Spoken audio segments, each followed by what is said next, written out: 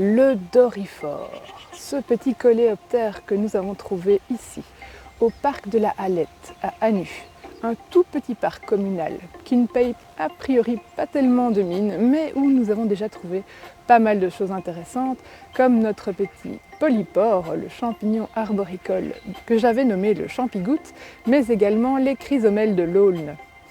Alors si vous souhaitez en savoir plus sur ces deux thématiques, je vous conseille de vous reporter à la description de cette vidéo où je mets le lien vers ces autres vidéos que j'ai réalisées.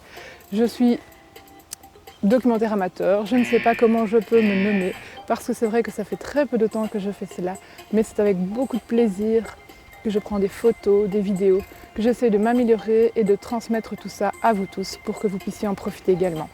La nature fait tellement de bien et c'est un peu le message que j'ai envie de faire passer.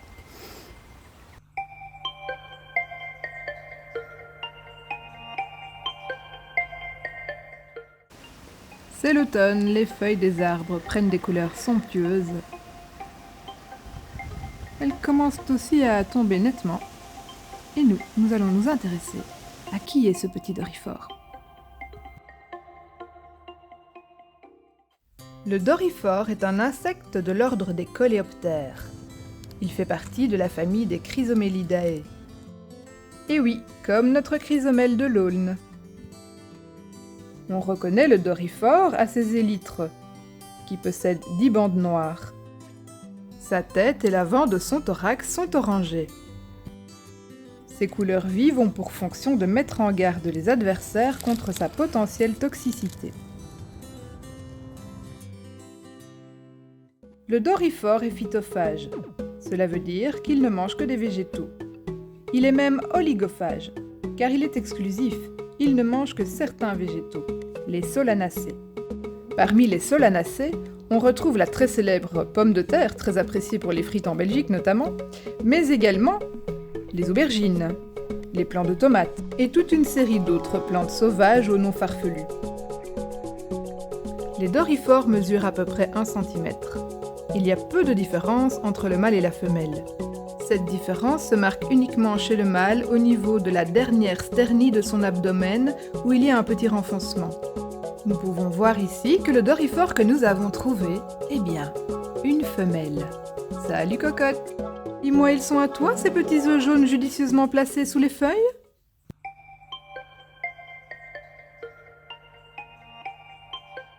Originaire du Mexique, il serait ensuite arrivé aux USA et par importation jusqu'à nous en Europe dans les années 20.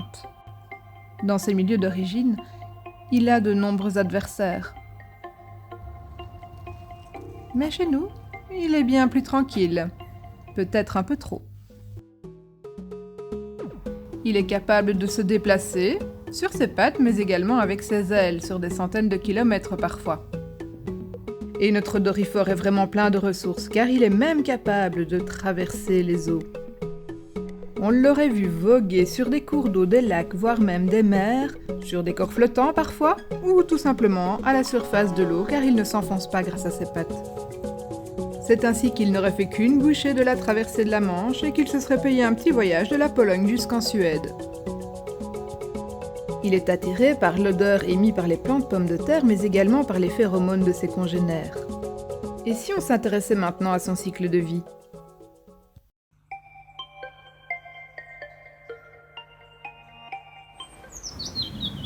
Et le voilà, notre amadouvier des pins, notre champigoutte qui aujourd'hui ne goûte pas beaucoup non plus. Et on voit qu'il est déjà en train de s'étendre. Regardez en bas à gauche, juste là. Là. Tout en dessous, ici, cette petite zone. Il est en train de s'étendre. C'est un colonisateur, hein? Et oui, c'est un point commun qu'il partage avec notre doryphore, dont la femelle est capable de pondre en moyenne 800 à 3000 œufs. Vous imaginez? Heureusement, chez nous, dans le nord de l'Europe, la femelle ne pond qu'une seule fois par an. Mais dans les contrées au climat plus favorable, il peut y avoir jusqu'à 4 pontes, donc 4 générations par an.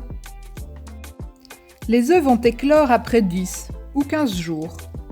Les larves vont manger les feuilles, effectuer jusqu'à 3 mues, et ensuite descendre dans le sol à une profondeur de 10 cm où elles vont se nymphoser. Il leur faudra ainsi 10 à 20 jours pour atteindre leur taille adulte. Si elles y parviennent avant l'hiver, elles pourront à leur tour mener leur petite vie d'adulte, trouver un partenaire, pondre des œufs.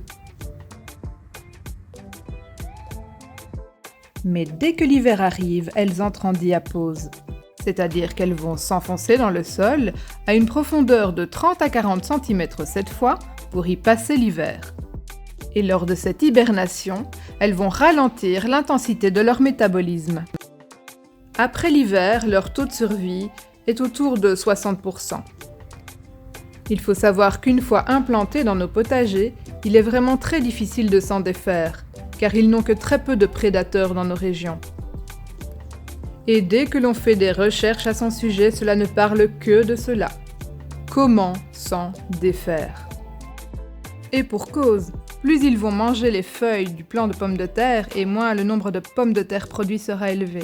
Ils peuvent en diminuer la production de 60%. Ils peuvent également transmettre des maladies aux pommes de terre, voire même augmenter leur risque de toxicité. De nombreux jardins avec potagers bordent le parc. C'est sans doute pour cela que nous l'y avons trouvé.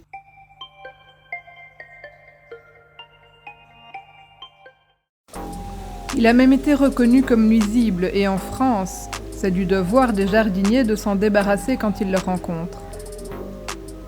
Vous trouverez ainsi sur YouTube nombre de vidéos où il est expliqué différents trucs et astuces pour diminuer sa population, voire l'éradiquer.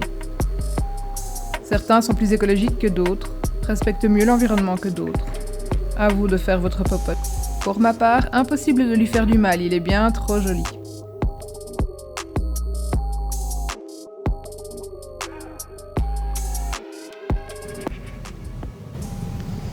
C'est déjà la fin de ce reportage sur le Doryphore.